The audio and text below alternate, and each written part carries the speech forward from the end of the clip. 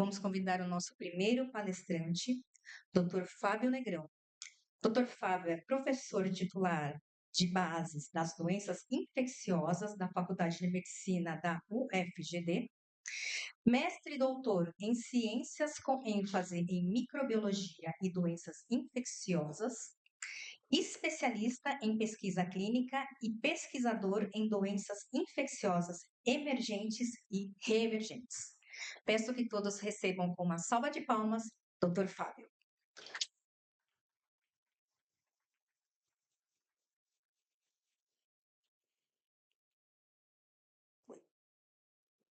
Bom dia, né? Primeiramente, queria agradecer, né, ao convite da doutora Gisele e ao LAPAC, né? Eu acho que é um momento também de muita celebração, né?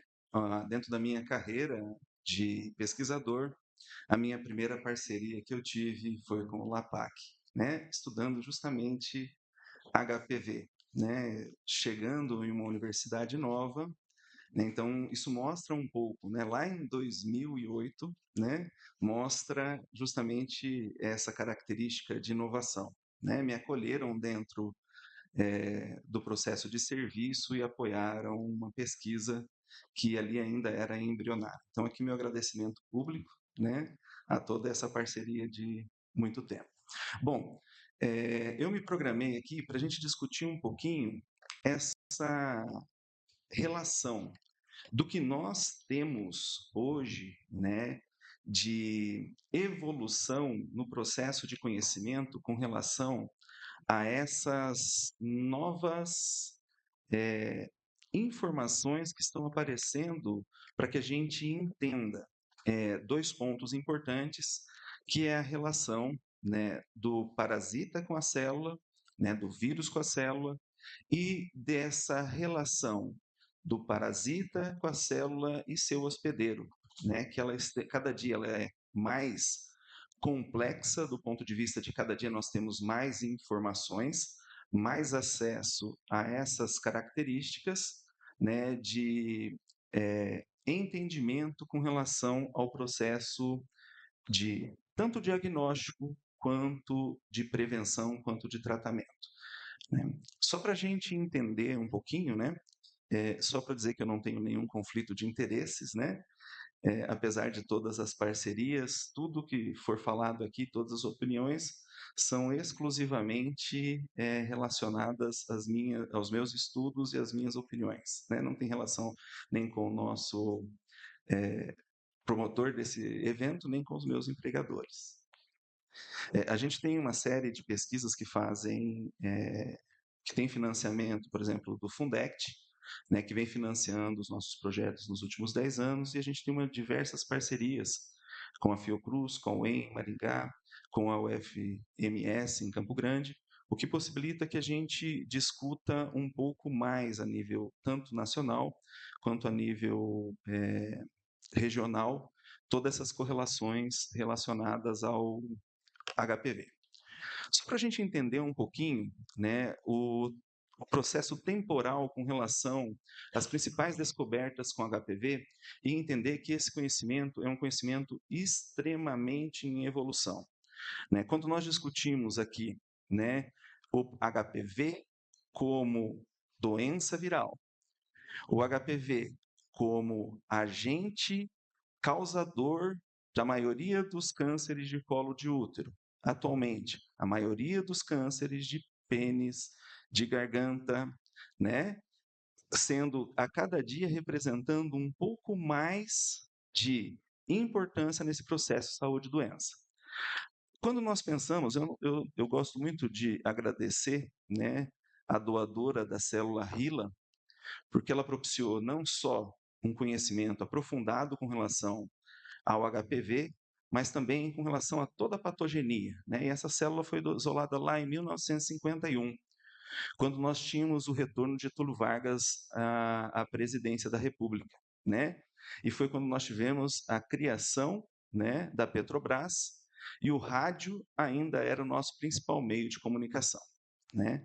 Quando nós pensamos na descrição causal do HPV e de câncer, nós estamos falando em 1983, né, quando Michael Jackson lançou a música Thriller, né, saiu até no Fantástico, né, no domingo do Fantástico, né. Já entreguei um pouquinho a minha idade, né, pessoal?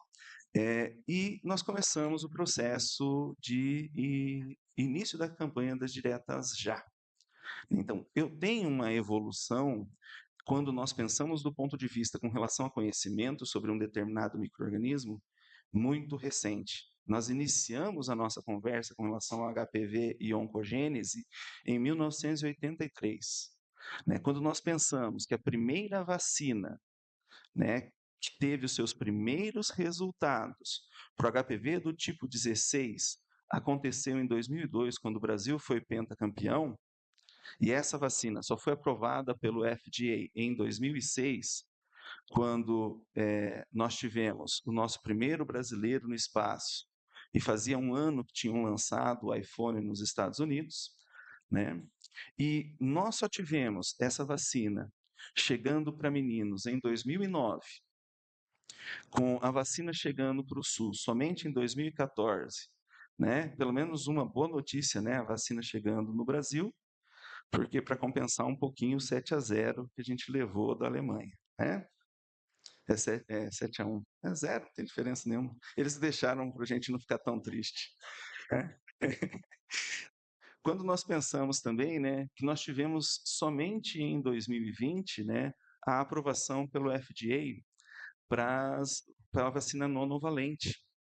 Então, quando nós pensamos do ponto de vista histórico com relação a essas características, né, nós temos momentos importantes de mudança epidemiológica quando nós temos o aparecimento da vacina.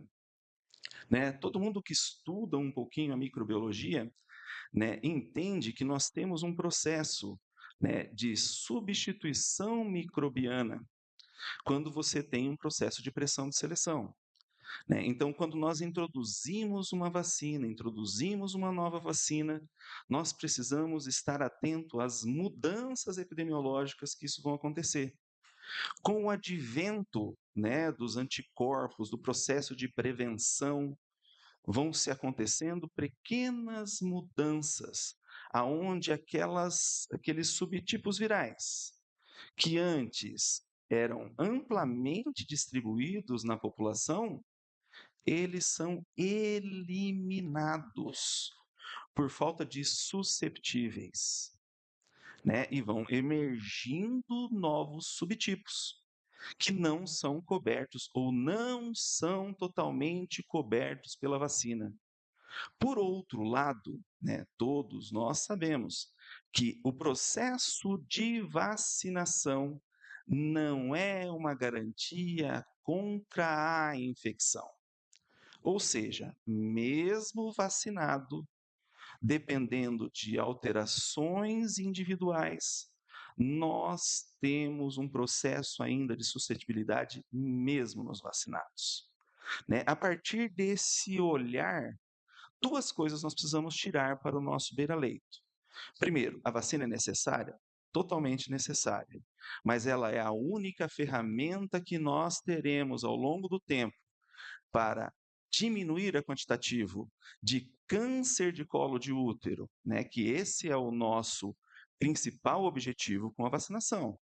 Nós diminuímos sim a forma grave, mas o processo de transmissão vai continuar por muito e muito tempo, até que nós tenhamos uma vacina polivalente e eu atinja um quantitativo de anticorpos protetores aonde 80% da população não seja mais susceptível. Quando eu atinjo esse ponto de soroconversão com a vacina, eu tenho o processo de suspensão do processo de transmissão, porque esses 80% que não são susceptíveis protegem os 20% que são susceptíveis à doença. Então, a vacinação, ela é um caminho para o processo de prevenção? Sim. É o único que nós vamos ter que observar? Infelizmente, não. Né? A gente sabe que o nosso conhecimento com relação ao processo oncogênico tem se aumentado E a cada dia mais, não só para o HPV, a relação entre o agente e o seu processo infeccioso, do ponto de vista inflamatório, e nesse processo nós discutimos o inflamatório não exclusivamente como um processo de imunidade, mas sim de patogenia da doença, aonde o caminho, né, se é IL-1, se é IL-6, se é ativação de resposta celular, se é e qual tipo de resposta celular nós temos, né? Nós tivemos recentemente um prêmio Nobel sendo ganhado justamente pela descrição de novos tipos celulares fagocíticos, processadores desse complexo, né? Então, para que a gente entenda um pouco, né, esse processo, o histórico está aqui para a gente pensar no nosso beira-leito que tem muita coisa ainda para acontecer dentro desse processo, né? Só que agora nós temos ferramentas para o entendimento dessa patogenia, né? Olha que legal, nós temos a disponibilidade, né, de diagnósticos moleculares em 5 dias em Dourados, né? Quando eu cheguei aqui em 2008, um diagnóstico molecular que eu fazia lá no laboratório, sem pensar em mão de obra, manutenção de laboratório, sem pensar em manutenção de equipamentos, porque tudo isso é subsidiado. Nós falávamos em um custo médio em torno de 30 a 50 dólares, né, de reagente, sem contar máquinas, sem contar o restante. Hoje nós estamos falando de um custo desse exame, menos de 25% disso, né, para para um uso comercial.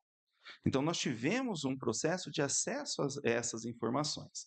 Mas, só para a gente finalizar aqui, então, tudo que nós estamos discutindo aqui tem levado a uma consequência aonde nós estamos vendo uma diminuição no quantitativo de casos nos países em desenvolvimento e, e um aumento no quantitativo de casos nos países em desenvolvimento. Desculpa, um aumento nos países desenvolvidos, desculpa, uma diminuição nos países desenvolvidos e um aumento nos países em desenvolvimento.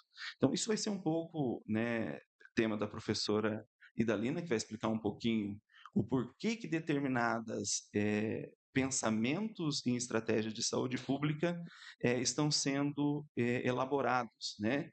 Porque nós estamos nesse processo populacional pensando o porquê, né, que apesar de nós termos o advanço, né, de uma vacinação, o avanço significativo, em cada dia nós estamos vendo mais acesso à vacina, né? Infelizmente, né, nos últimos anos, no mundo todo, nós tivemos uma diminuição significativa no processo de vacinação, o que ainda nos impõe, né, como profissionais de saúde, é um risco ainda maior.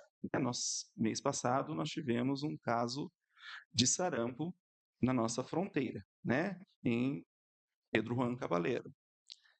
Há 6 meses atrás, esse mesmo vírus, o vírus do sarampo, estava, né, a 200 quilômetros da fronteira. Quando o primeiro caso aconteceu no Paraguai, a nossa média de vacinação em Dourados estava abaixo dos 68% para sarampo. Né? Quando nós discutimos sarampo, a gente pode fazer um paralelo com o Covid. E eu estou chamando a atenção porque nós estamos falando de uma doença que a letalidade dela em suscetíveis chega a ponto 30%, às vezes até 50%. Eu sou de uma geração que eu nunca vi um caso de encefalite secundária ao sarampo em um adolescente. Só vejo isso relatado em livro. Nós estamos novamente perto, em decorrência desse processo de falha vacinal, né, de um surto e uma emergência de todos esses processos infecciosos. Né? Quando nós dizemos sarampo, por que estou comparando com relação ao sarampo ao HPV? Porque no sarampo a gente ainda não tem um marcador social, que é a vergonha ou a desinformação que leva ao processo, né, de não vacinar, né, não discutir o processo de sexualidade, levando então ao aparecimento, né, dos preconceitos para não vacinação. Então, aqui é um desafio ainda para nós, né, como profissionais de saúde, esse incremento no processo de vacinação. Então, a saída é o processo de vacinação, porém não é o único. Né? Quando nós pensamos no processo populacional, vacinação e diagnóstico. Tá? Bom, quando a gente chegou na parte que eu tenho um pouquinho de vergonha como virologista, né? Quando a gente olha para a classificação do HPV, nós sabemos que nós temos identificados mais de 400 tipos. Porém, desses 400 tipos, em torno de 200 até uns 200 e, na verdade até 225, que são caracterizados geneticamente. Ou seja, eu tenho o sequenciamento de todo o genoma desse vírus. E qual é a importância desse processo genômico? Que são esses genes que são responsáveis pelo impacto no meu paciente. Ou é a estimulação que esse gene faz, ou é a supressão que esse gene faz dentro do processo celular e de susceptibilidade, é que vai fazer com que aquela alteração celular que está acontecendo se torne as alterações pré-oncogênicas e oncogênicas. Hoje, o que nós sabemos com relação a isso? Nós sabemos o resultado de mais ou menos 20. Ou seja, desses mais ou menos 200 tipos que nós conhecemos, entre 30, 40, nós conhecemos a sua relação tanto com relação às condilomas, né? Ou seja, as verrugas, tanto anogenitais, quanto orais, quanto em membros. E desses 15 a 20 oncogênicos, é que nós temos o reconhecimento deles como participantes desse processo. Quando nós discutimos, né, aqui fica um grande problema. E esses outros? E é aqui que a gente tem que chamar a atenção da importância do processo de diagnóstico, de quem está na ponta do cuidado, em que gere também informações para nós. E hoje nós temos essa facilidade. Né? Quando você pega uma amostra, manda para, por exemplo, para o IPOG, né? O IPOG vai trazer para você a classificação de todos esses subtipos de maior importância. Infelizmente, nós ainda estamos restritos a esses de maior frequência. Nós selecionamos, né, dependendo do perfil que pede, né, 4, 14, quantitativo de HPVs, né, que a gente consegue diferenciar. Conseguimos correlacionar esses subtipos virais com o que nós esperamos deles do ponto de vista de patogenia, que eu vou explicar um pouquinho daqui a pouco. Tranquilos? Na vacina, nós só temos proteção comprovada, né? Tudo bem. Ah, mas está saindo, acabou de sair um estudo que a vacina também está conseguindo chegar nos 53. Tá. Do ponto de vista do primeiro surgimento de informação até que isso se torne uma evidência científica, nós ainda teremos uns 2, 3, 4 anos, ou muito mais. Nós vamos ter 2, 3, 4 anos, porque nós já começamos esses estudos. Mas se hoje emergir um novo subtipo viral e a minha vacinação é aos 11 anos, mas a minha prevalência de doença é aos 35, como que nós vamos construir esse processo de uma nova vacina se eu não sei qual é o subtipo viral que está circulando? E aqui a gente vai entender um pouquinho a importância desse processo. Só exemplificando. Ó. Aqui é a proteína de superfície viral, que é o que você está vendo desenhado aqui graficamente na estrutura icosaédrica do vírus. Eu tenho L1, né, formando essa base e esse pentâmero aqui, e o L2 emergindo nessa superfície aqui. Nós sabemos que para o vírus não entrar na célula, a formação de anticorpos é para essa proteína. Ligou um anticorpo aqui, esse vírus é uma partícula não infectiva. Isso indica o quê? Que quando eu penso em imunidade humoral, aquela produzida pela vacina, pelo processo infeccioso, com a presença de anticorpos, esse é o meu principal alvo. Tranquilos? As alterações, por exemplo, doutor, 400 tipos, qual é o significado clínico de eu ter 400 tipos? Isso muda biologicamente o processo desse vírus? Sim. Nós, como virologistas, estabelecemos que as mudanças para eu chamar de uma estirpe viral diferente, ela precisa atingir genes específicos. Quem são eles? L1, L2, E5, E6.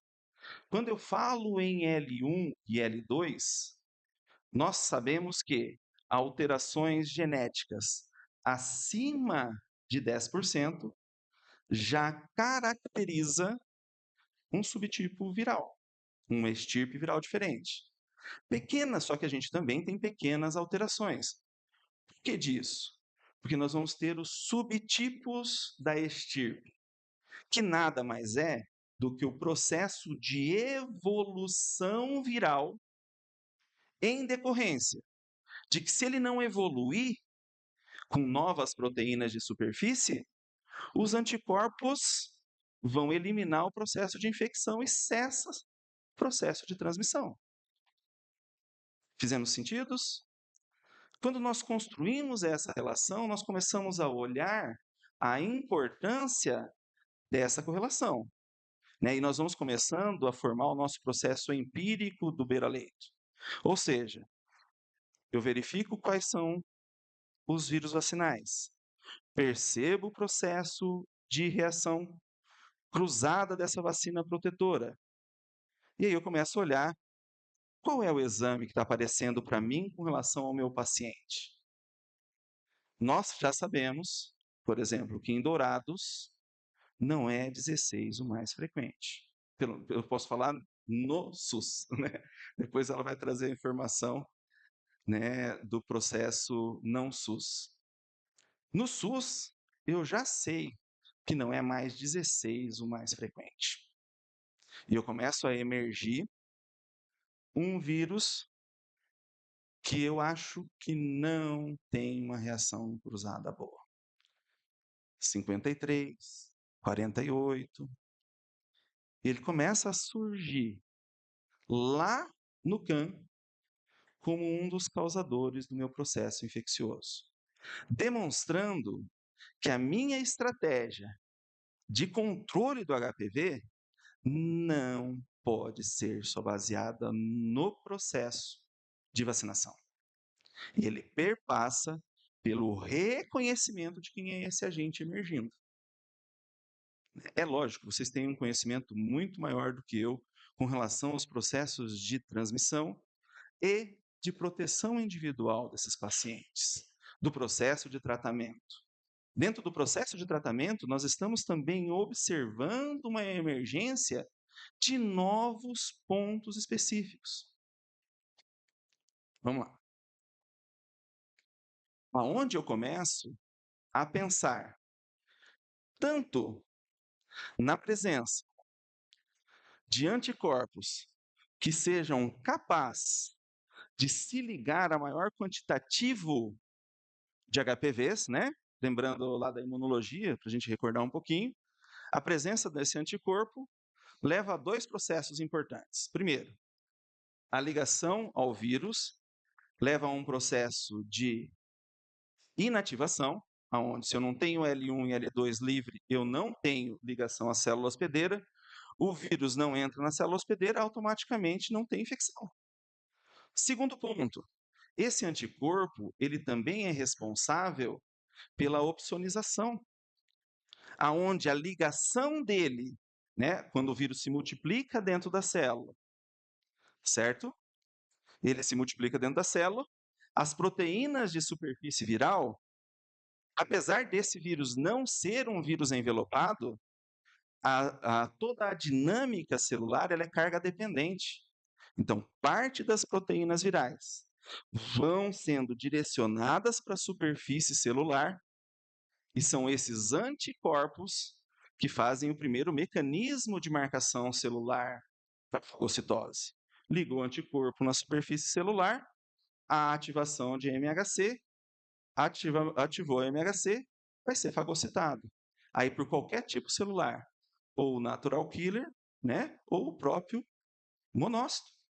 Quer dizer, macrófago, quando ele saiu da corrente sanguínea. Tranquilos? Nesse ponto aqui, eu tenho a intersecção entre esses dois fatores primordiais: a imunidade humoral e o reconhecimento dessa célula para uma fagocitose ou uma morte celular inflamatória. Tranquilos? Dentro do ponto de vista da relação vírus-célula, aí entra o processo de quiescência celular. Nós sabemos que para a produção de oncogênese, parte dessa promoção é feito pela relação de E6 e E7 com, né, a ligação aos genes promotores de oncogênese. Tranquilos? Mas qual é o protótipo desse processo de conhecimento? 16 e 18. Tranquilos? Então, essa realidade, para mim, é do vírus 16 e 18. Por exemplo, eu sei que um ponto que eu posso bloquear com uma medicação no processo de oncogênese, independente se o genoma está ligado ao núcleo ou não, ou se há simplesmente uma replicação desse vírus, são as glicosaminoglicanas, certo? Só que isso para 16 não funciona. Mas, por exemplo, para 48, para 52, o bloqueio de glicosaminoglicanas é eficiente no processo de tratamento. Quando nós começamos a entender essas pequenas diferenças, e olha que eu não estou falando nem ainda de HER1 e HER2, né? Que nós sabemos que tem um impacto importantíssimo no processo de tratamento do meu paciente. Nós estamos falando exclusivamente no processo celular. Então, é só para a gente recordar esse processo.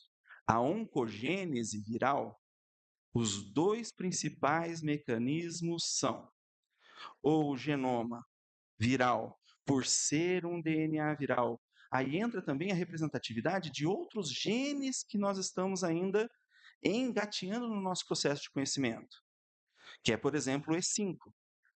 Quando eu tenho o E5, ele tem uma função de helicase. E essa helicase, ela consegue fazer a abertura desse DNA nuclear, favorecendo a integração do genoma. Mas eu também sei, por exemplo, que quando eu tenho a ausência de E2, esse processo replicatório aumenta significativamente. Então, os dois principais mecanismos é ou eu imortalizo essa célula, impedindo que ela faça um processo de apoptose, ou eu modifico o processo de reconhecimento dessa célula, estimulando, né, o processo de replicação celular, que essa é a principal característica de replicação do HPV, né? O HPV ele consegue, novamente, transformar aquela célula que antes não se replicava mais, que já estava partindo para o processo de queratinização e morte, e ela emerge novamente se multiplicando. E uma coisa que é importante a gente entender aqui, que a quantidade de células atingidas, a quantidade de proteínas disponíveis, apesar de ser diferente ao longo do processo, né? Porque o que nós vemos? Nós vemos que quando você tem ainda a infecção aguda, você tem uma alta produção de todas as proteínas. Quando você vai aumentando o processo de alteração celular, elas vão diminuindo significativamente, sobrando principalmente as proteínas, né, estimuladoras do processo de crescimento.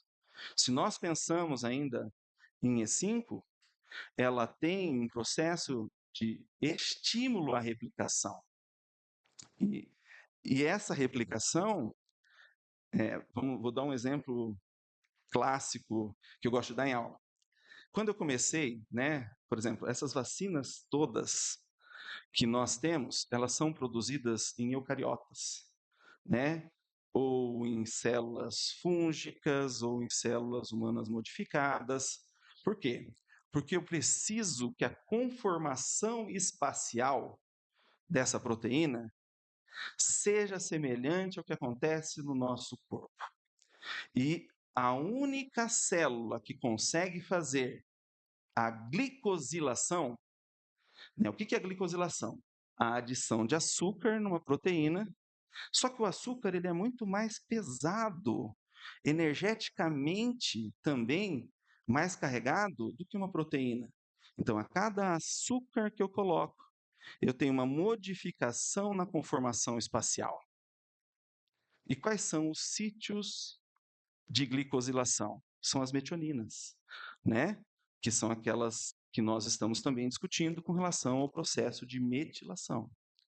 Tranquilos? A metionina também é o sítio, que é o primeiro aminoácido para dizer aqui começa a síntese do DNA e a síntese da proteína. Então, ela, dentro do nosso ponto de vista, é uma das proteínas que mais alteram a construção, né, desse processo, tanto de multiplicação celular quanto de morte celular. Então, esse é o novo desafio dentro do processo de construção de tratamento. Tranquilos? Conseguimos recordar um pouquinho as aulas de microbiologia? Né? Professor, você já viu, teve uma oportunidade de dar aula, vai dar aula, não tem jeito, né? Independente se é um congresso. E como gosta de falar, né? Vamos lá. Tranquilos nesse processo? Né? Então, só pensando, né? O que diferencia cada subtipo desse viral? São essas regiões. Por exemplo, quando eu olho para um subtipo, eu olho para outro subtipo, eu tenho uma variação entre o tamanho do genoma, que pode variar desde 7.000 pares de base, aproximadamente, até 8.000 pares de base. São quase 1.000 pares de bases que diferenciam um vírus de outro, o mesmo papilomavírus. Então, se mesmo com uma mudança de 1.000 pares de base, eu não perco eficácia no processo de multiplicação, eu preciso olhar com maior carinho a essas características genômicas, né? Então, quando nós começamos a entender que não é só L1 e L2, que tem importância para nós do ponto de vista de multiplicação viral, né? E aqui tem um macetinho, né? Você eliminou qualquer um dos dois, ou L2 ou L1, com anticorpos, você acaba com a capacidade oncogênica do vírus. Por isso que a maioria das vacinas comerciais, todas, na realidade, todas as vacinas comerciais que nós temos hoje, o principal alvo é L1. L1, proteicamente, apesar de ser mais variável e L2 ser menos variável, na L1 nós temos essa proteína, ela não tem esse processamento de glicosilação com maior facilidade. Então, quando ela sai lá do processo de produção proteica, ela vai ter, em média, os mesmos 55 kilobases de tamanho. Tranquilos? Quando eu tenho L2, eu já vou ter um processamento celular diferenciado. Por isso da escolha. Nós procuramos ainda L1 na vacina, mas nós sabemos que L2 tem tido um significativo impacto no processo de oncogênese. Então, a partir da vacina, nós estamos pensando em L2, mas quando nós pensamos no processo de tratamento para essas alterações celulares, eu estou pensando em L2. E aqui tem uma importância porque nós sabemos que o vírus que causa o, a verruga, ele tem uma capacidade de multiplicação maior, de permanência maior do que os vírus oncogênicos. Porém, nós sabemos que o que determina o processo de oncogênese nessa relação aqui é o tempo.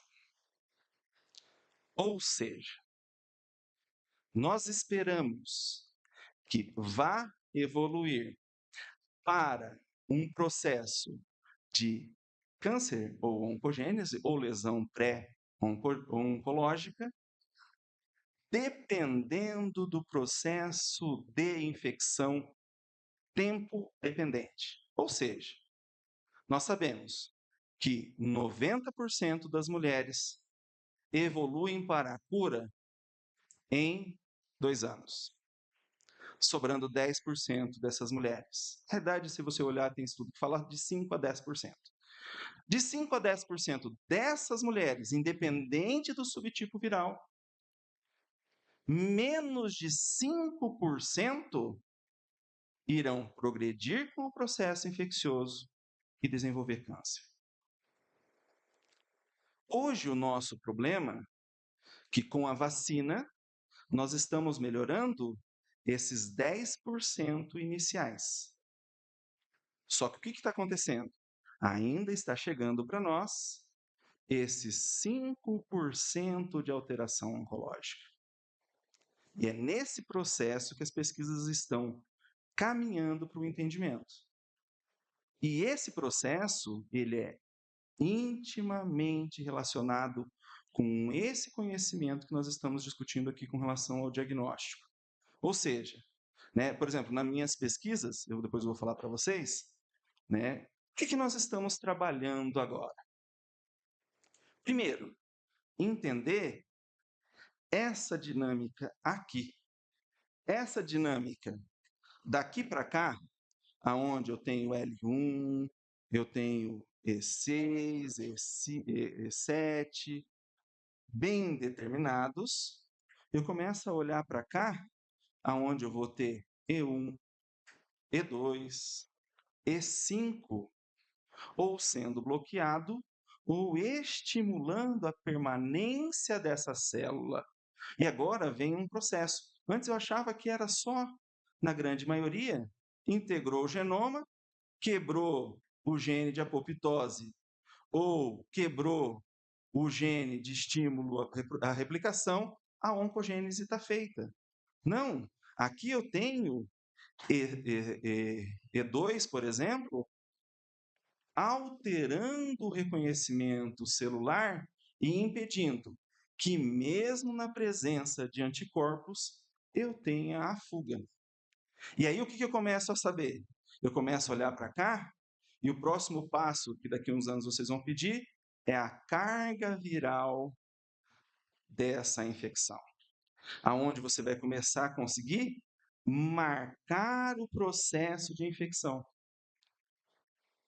Só que do ponto de vista clínico, daqui a uns dias nós vamos receber um Zumab para o bloqueio de E2, para o bloqueio de E5. Com o advento do nosso processo, né? Nem precisamos disso, né? A gente tem agora uma linha toda sendo desenvolvida em quinidina, que faz justamente, que é um produto natural, que faz justamente esse bloqueio inicial aqui. Então, o que nós estamos estudando hoje? Essa característica aqui. Não só do ponto de vista de qual é o vírus, porque nós sabemos que eles possuem características diferentes de multiplicação, o que me ajuda também, a partir do aumento das informações, entender o processo de progressão infeccioso, fazendo um prognóstico melhor para os meus pacientes, mas também começo a entender como que eu consigo fazer, pelo menos começar a pensar no processo de imunomodulação, aonde o pessoal tem suplementado com interferon gama, pensando no processo de reconhecimento celular mais acurado, beleza? Só que tudo isso ainda é experimental. Nós ainda estamos desenvolvendo todo esse processo, né, com relação a essas características. Bom, só para a gente entender um pouquinho. Hoje, uma das coisas que nós estamos mais discutindo nos congressos não é mais exclusivamente o papel da vacina como profilática, mas a partir do entendimento das relações entre o subtipo viral e a sua reação cruzada, nós começamos a discutir o papel da vacina como processo terapêutico, né? E aqui está um ponto de diferencial. Nós estamos começando a não pensar exclusivamente mais na imunidade de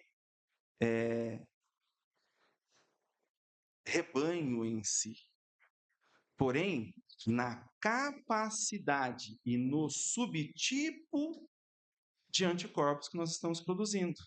E nós começamos a pensar, peraí, essa vacina, semelhante ao que quando nós olhamos para outras doenças, como a polio, a imunidade de mucosas não é um processo importante dentro dessa característica? Então, como que nós conseguimos, né? Que é isso que o pessoal da vacinologia tem discutido. Qual é o processo imunológico necessário para uma maior efetividade da vacina como processo terapêutico? E nesse processo nós começamos a aprofundar, inclusive, as características, né, dessa resposta imunológica. Só que ao contrário daquele primeiro slide que eu mostrei para vocês lá, onde nós evoluímos a cada 10, 15, 20 anos, com o Covid nós descobrimos uma coisa, que aquilo que eu levava antes 1 ano e 2 meses para minimamente construir o conhecimento, eu levei 2 meses. Aonde teve um advento na Covid de algo que a gente já vinha tentando desenvolver há muito tempo, que era o processo de entendimento do inflamossoma, ou seja, os caminhos que essa resposta imunológica irão tomar além desse processo. Então, essa imunomodulação com relação à resposta é o nosso principal objetivo quando a gente fala, né, de vacina do tipo terapêutica, aonde CD8 tem sido o nosso principal alvo de entendimento. Tranquilos? Fez sentido, pessoal? Vamos lá.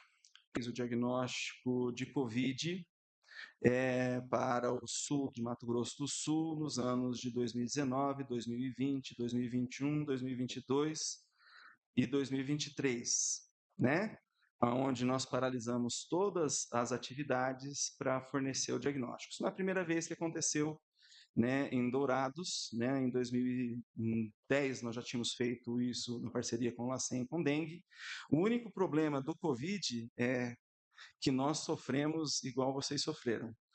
Ele foi tão desgastante para o laboratório que nós estamos ainda nos recuperando de todo o processo, tá? Essa é a nossa equipe de trabalho, né? Hoje o professor Júlio já migrou para a Fiocruz e para a UFMS.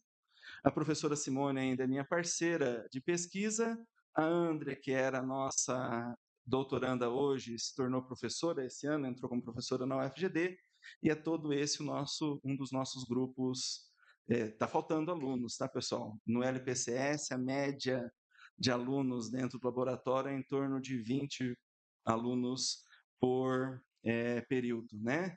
Então, tem bastante gente aí trabalhando em prol das pesquisas em saúde e em doenças infecciosas aqui, tá? Agradeço novamente, né, ao convite e finalizo a minha apresentação.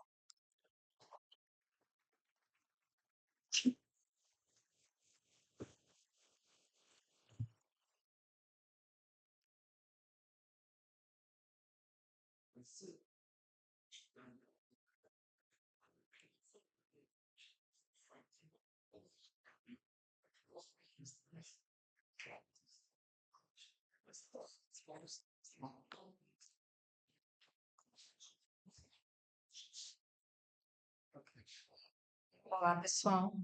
Nós vamos abrir aqui uns minutinhos para quem quiser fazer alguma pergunta. Aí só levantar a mão que eu levo o microfone, tá? Até a pessoa. Alguém gostaria de fazer algum questionamento para o professor Fábio?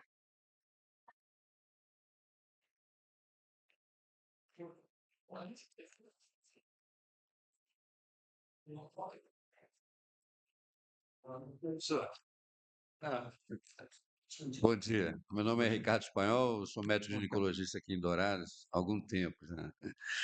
E a minha dúvida, desde que a gente começou a estudar HPV, é uma curiosidade que eu tenho, não sei se vou perguntar uma grande besteira aqui, mas por que que com a vacina eu consigo a imunidade e por que que a doença, você não consegue criar imunidade?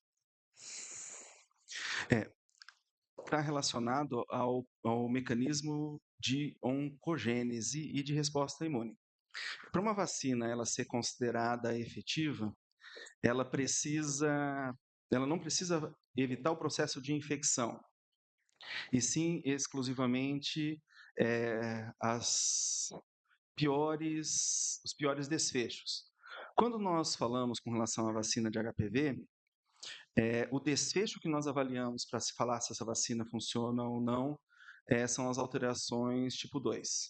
Então, prevenir contra a transição entre 2 e 3, acima de 80%, já é considerado uma vacina efetiva.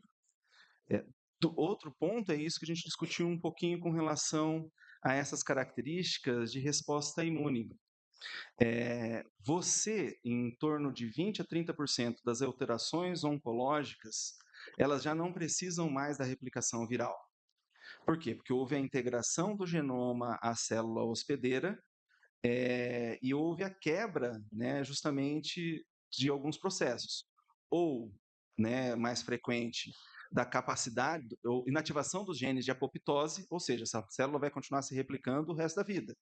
E ela vai chegar um momento que ela vai se replicar de forma falha, né, levando ao processo de alteração oncogênica. Existe um outro processo que é, em vez de você ter a desativação dos genes de apoptose, você tenha o estímulo da replicação viral.